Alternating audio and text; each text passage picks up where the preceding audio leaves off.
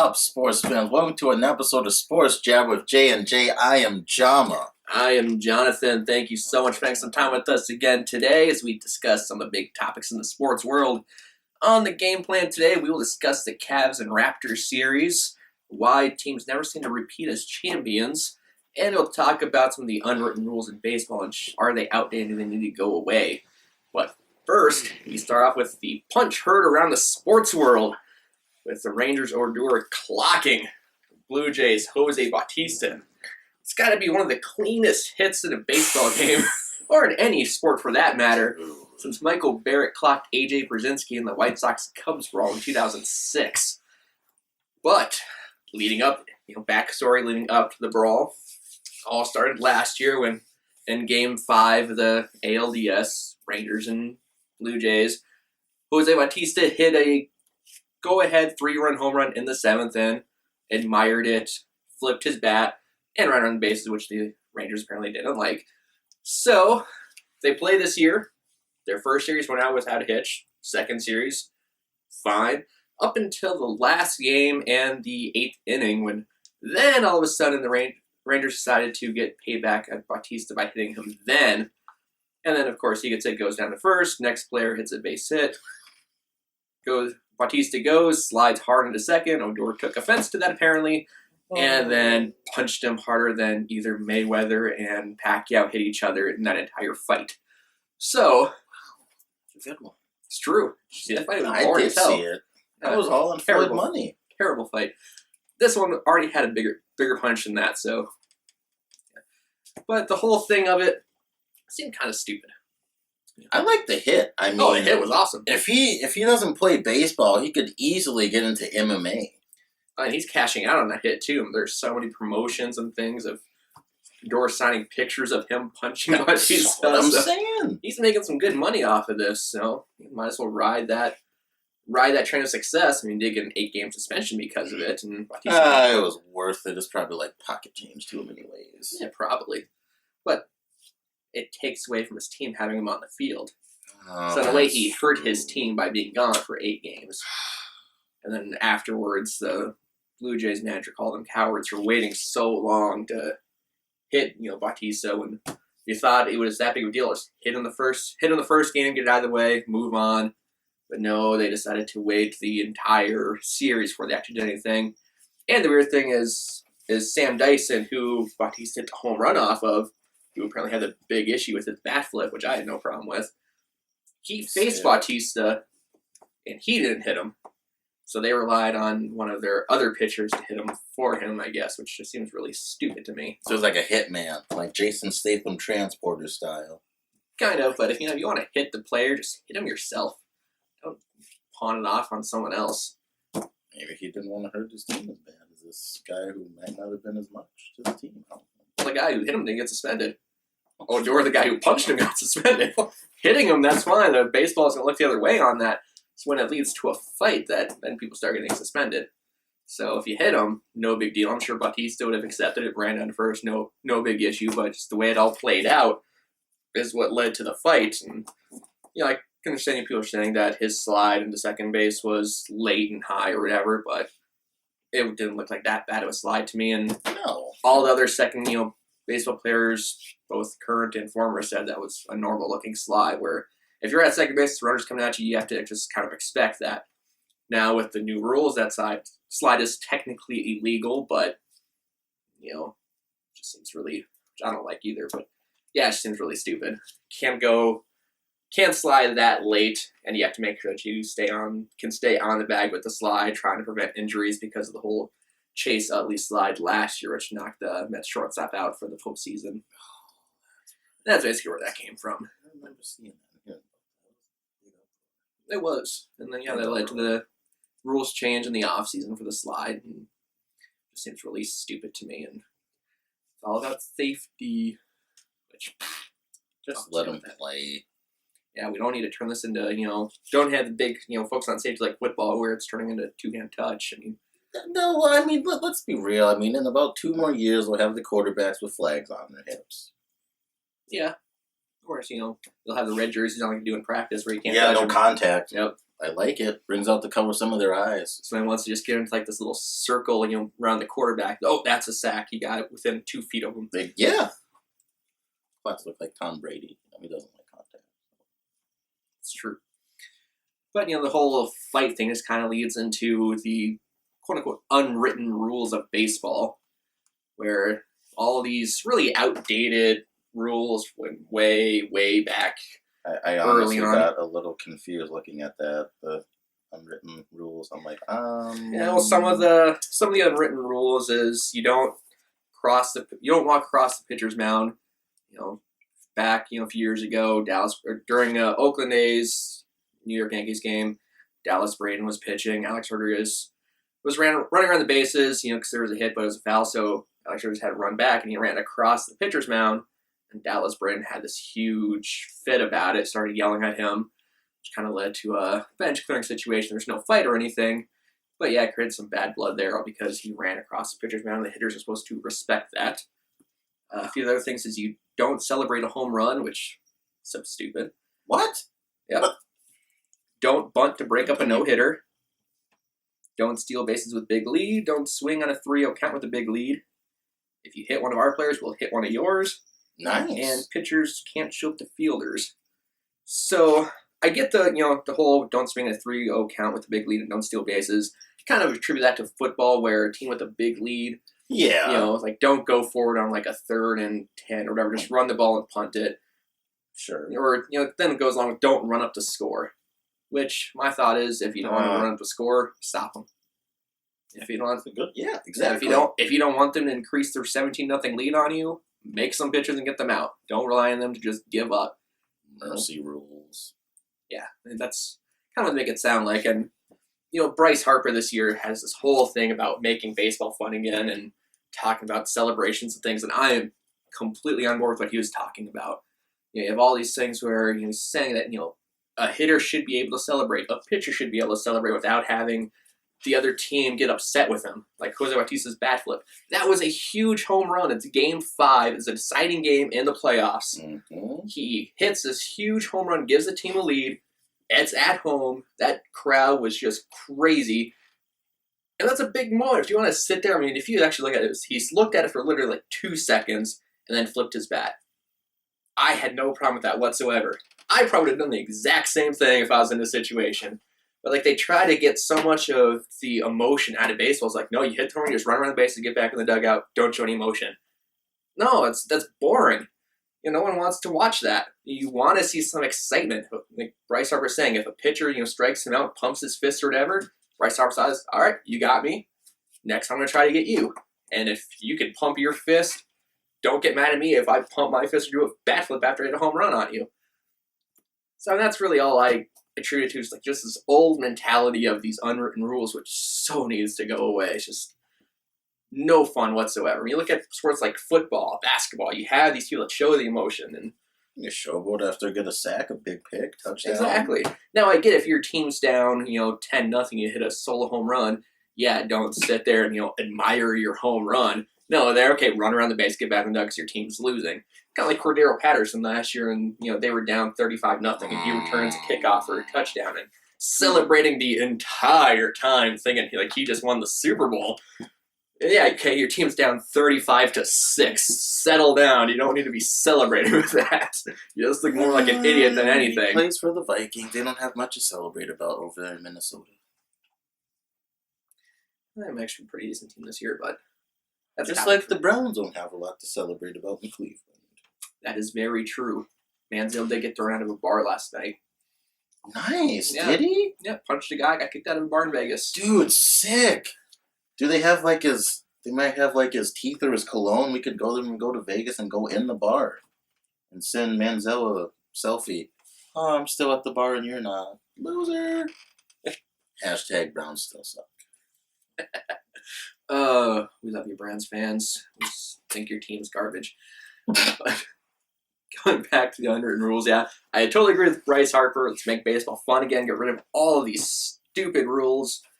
If you don't want a team to, swing with 3-0 count on the steal base with big leads, stop them. Throw them out when they try to steal. That's all you have to do. And, if they hit one of yours, Okay, I guess we'll get with that one. Unless, if it's a blatant thing, sure. But if it's a breaking ball that just gets away and they accidentally, plunk them in the back or whatever, and it's like 74 miles per hour, you don't need to go back with them and hit one of theirs with a 90-mile-per-hour fastball. I mean, if things happen, pitches get away, people get hit sometimes. No big deal. Who cares? Move on. But yeah, agree with Bryce Harper. Let's make baseball fun again. Get rid of all these stupid rules. Let's start some emotion. Emotion is what counts. That's what makes it Motion fun. for the Motion. Emotion for the motion. Yeah, moving on. Yep, come on, keep going. No, I want to back to that. No, keep going. No, I don't want to. Just keep going. No. Next topic. It's not so much Next fun. topic. I'm showing some emotion. Next topic. I'm showing emotion. emotion too. Topic. Nah, I want to stick on this for a little bit. I'm talking to you for 5 seconds. It's going to create some awkward silence then. There, 5 seconds is up. And counting backwards, it's 10 seconds. Okay, good. Is that what you think? You died. You said 5 seconds. That was 10. So, okay. Next topic.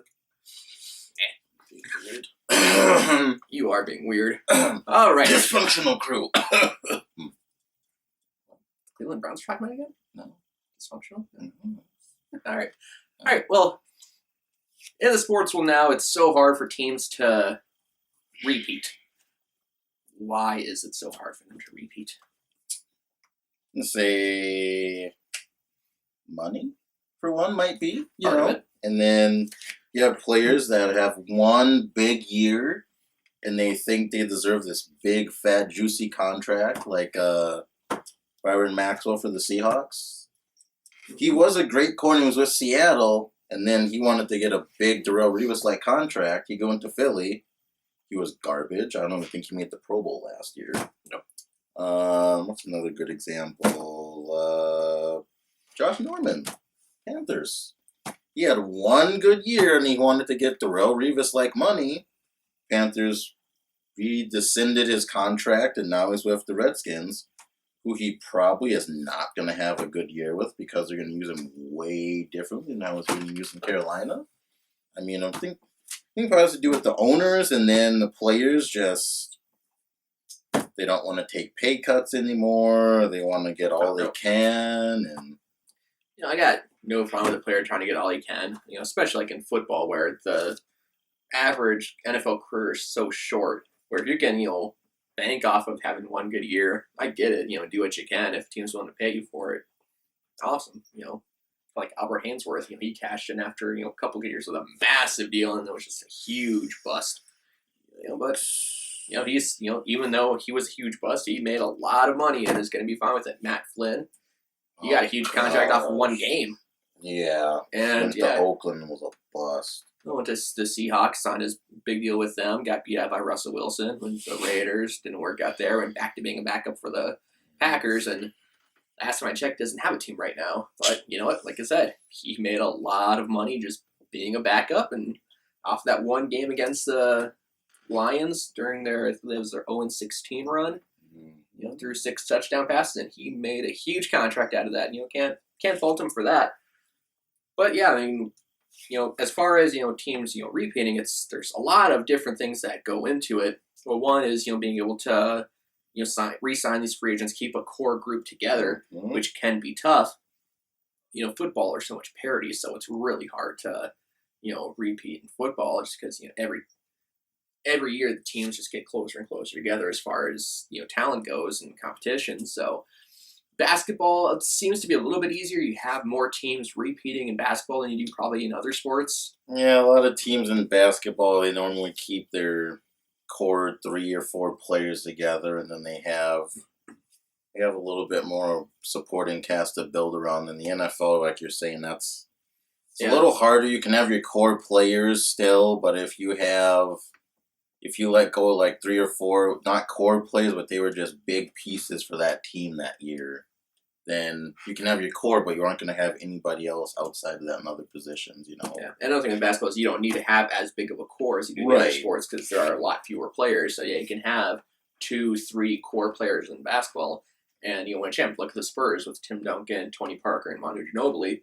The big run they had that. Miami, you had LeBron James, Dwayne Wade, Chris Bosh, Celtics, Paul Pierce, Ray Allen, Kevin Garnett. So you can have just these, couple of, big stars. I mean, going back to the Bulls, two main ones were Scottie Pippen and Michael Jordan. Had a bunch of, role players around them. And yeah, they won the 6 titles with them. Shaq and Kobe, then a bunch of role players. So yeah, basketball, you don't need to have as big of a core group as you do, say, football or baseball or even hockey, where you have a lot more players. You need more than just a good quarterback and a great running back or a wideout. Yeah, you have to have, other players along with that. You have to have, decent offensive line. You have to have good defense, cornerbacks, linebackers, defense linemen, even special teams. There's a lot more to go into it. Baseball, you can have a dominant pitcher, but he only pitches once every 5 games. Like the Dodgers situation. Yeah, so you have to have even a couple of good pitchers after him. Plus, you also have to have some offense. So yeah, you have to have a bigger core group of players. And yeah, besides like the core is the biggest thing, but yeah, it's so much free agency. Like in football, basketball, hockey, you have a salary cap. Baseball is one benefit you don't have is you don't have a salary cap that you have to work under. But you have these smaller market teams like the Miami Marlins are most famous for this, where they'll win a championship and the next year completely blow their team up because they can't afford anybody else, or they just want to start rebuilding. It happened both in the '97 and 2003 when they won the World Series. Next year, blew the team up and just started basically. Probably in NFL, I guess, probably the biggest example that would be.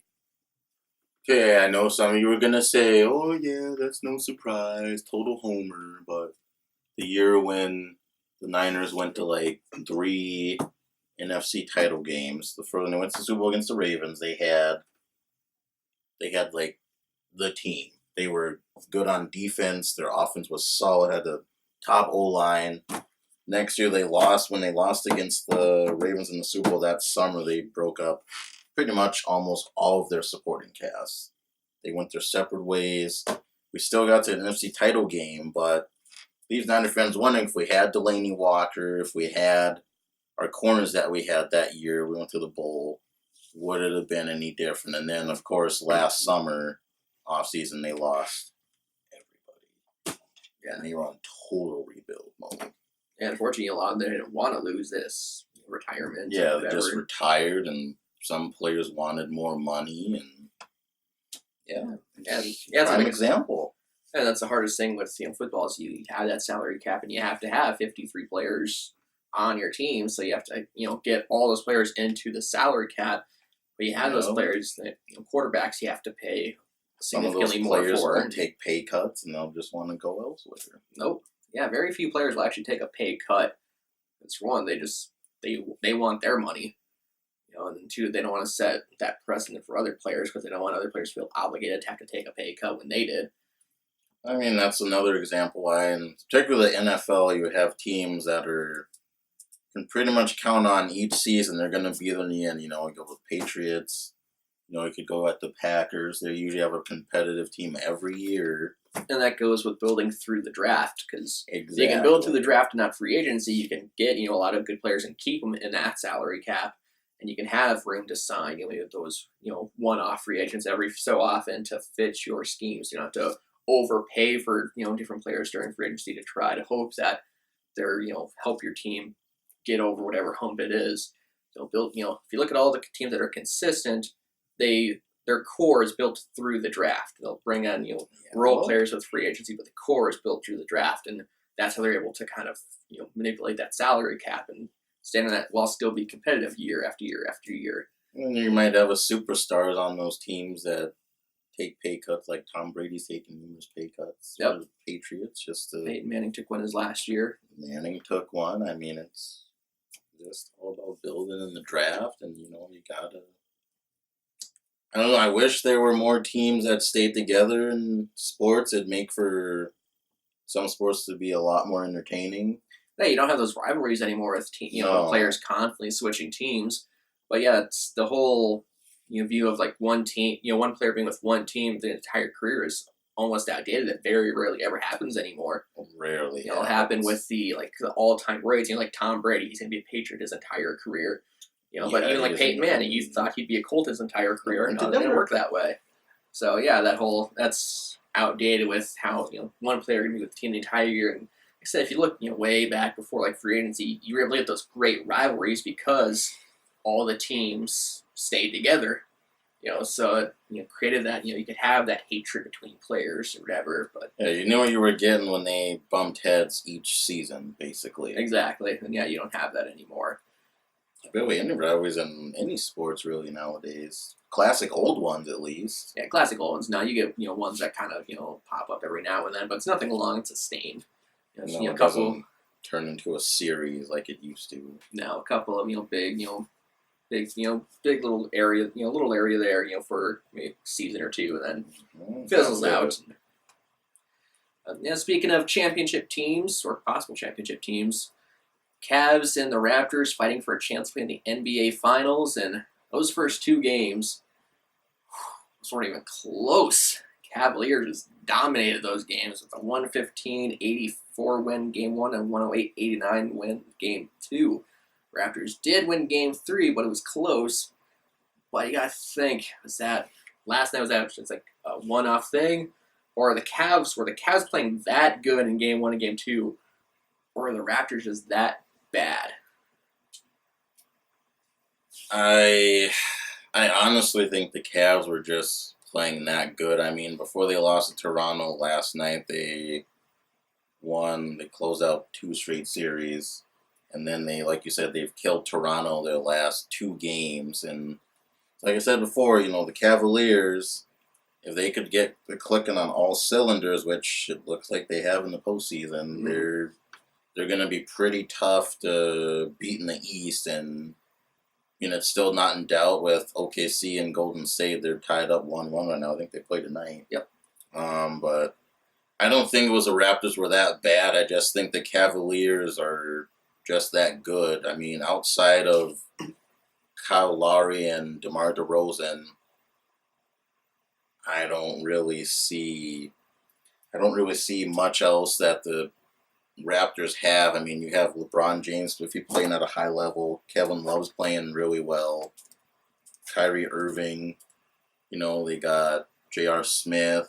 I mean, And the Cavs are playing very well, and obviously the loss last night was their first loss in the postseason. But are they playing that well? I don't know. The Toronto Raptors are playing god awful.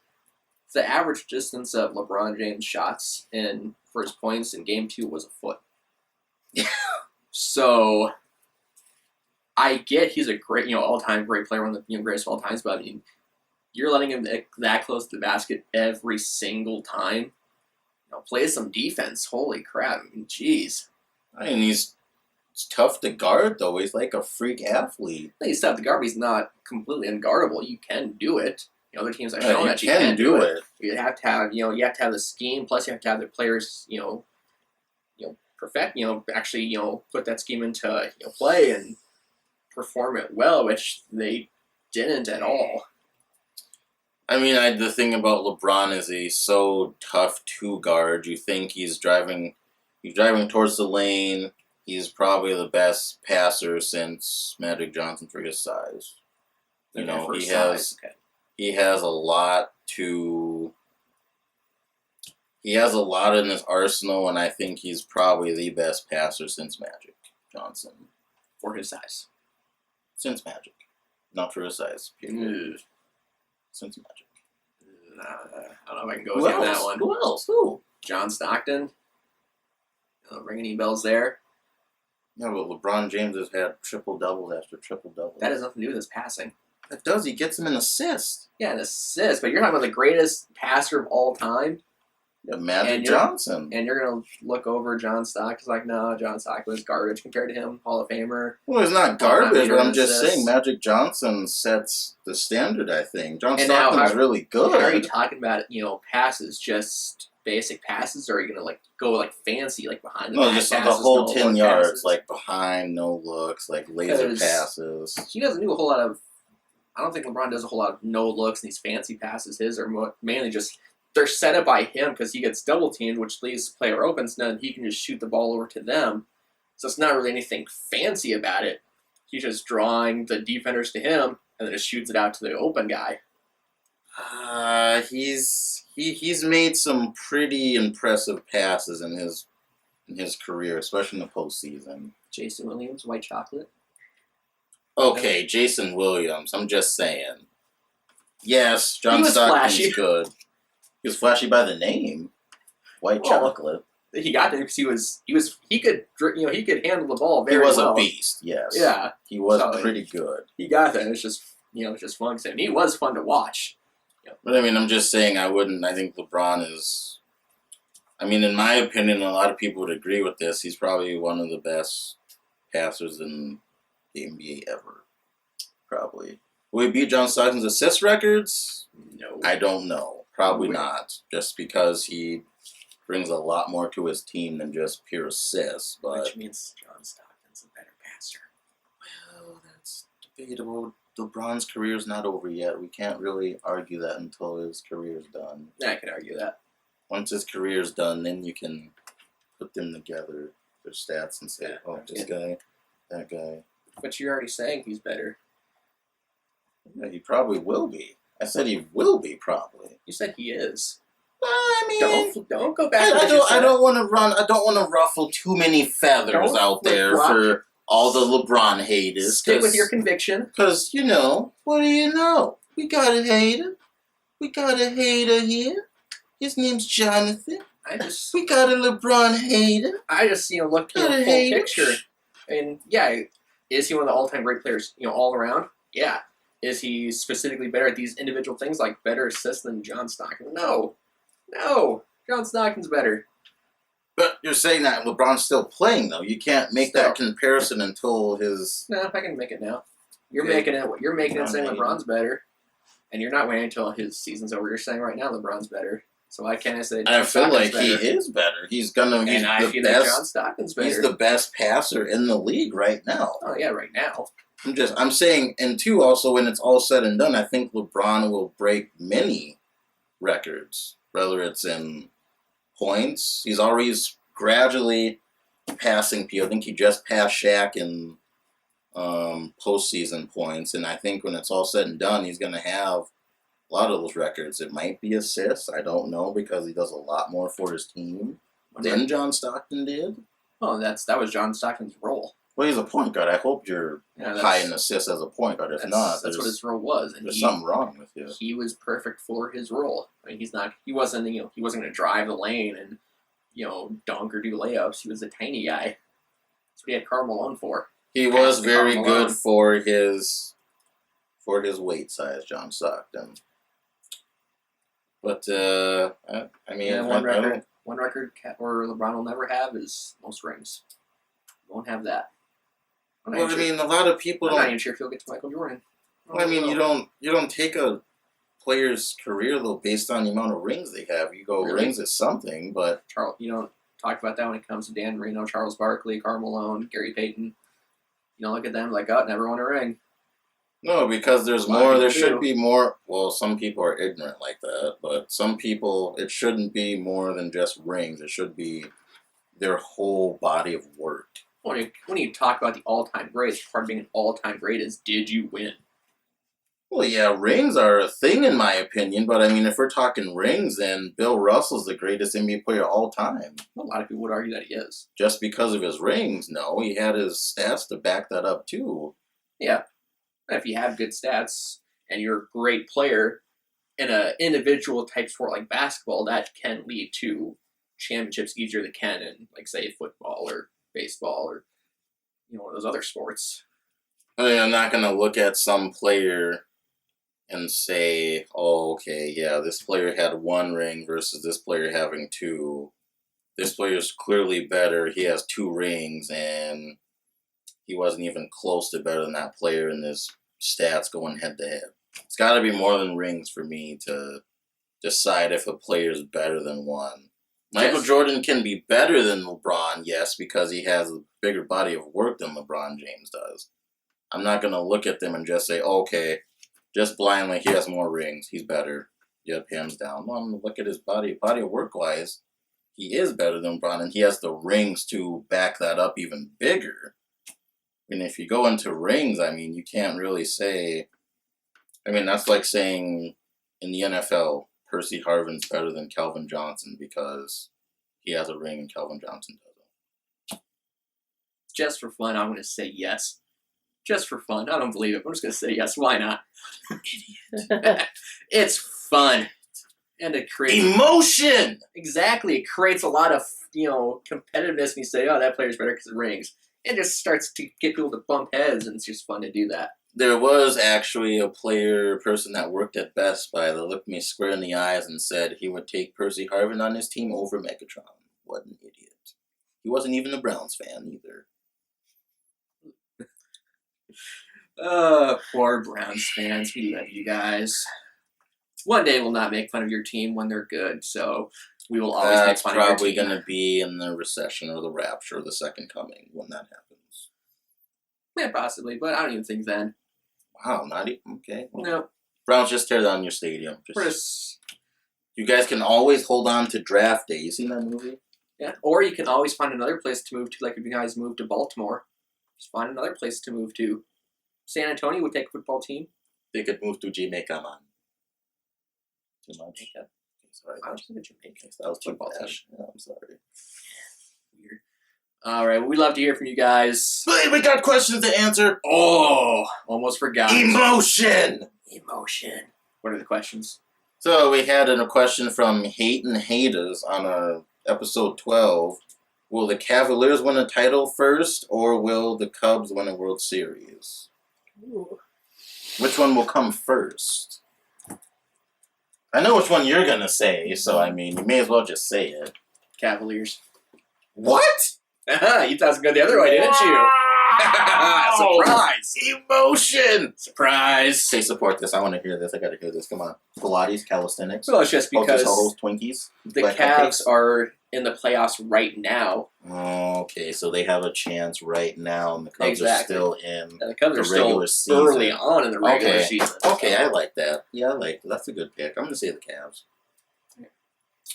Next question was from Jesse Fry, I believe, a Jaguars fan / Bears. Really weak sauce.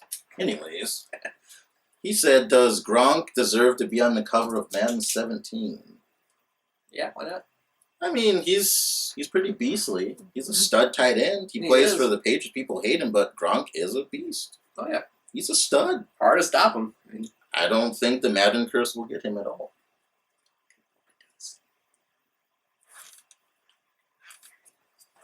Thanks for that question. Yep, he deserves to be on the cover. He does, yeah. Can't argue with that one. Any other questions? I think that's all they got. Keep Awesome. the questions going, guys. We appreciate it. Yes, comment on YouTube page. Leave us questions on Facebook. Subscribe to the YouTube page. We got another subscriber, too. I like it. Keep on subscribing. Emotion! Yes! And on a personal note, I just want to say happy birthday to my niece Jamie, who's turning 11 today. Happy birthday. Love you. Can't wait to see you. Otherwise... happy birthday. I don't know if I can say love you because I've never seen you, but that would be awkward. Go Tony Stark and T'Challa. Bye, guys. All right. Have a good night.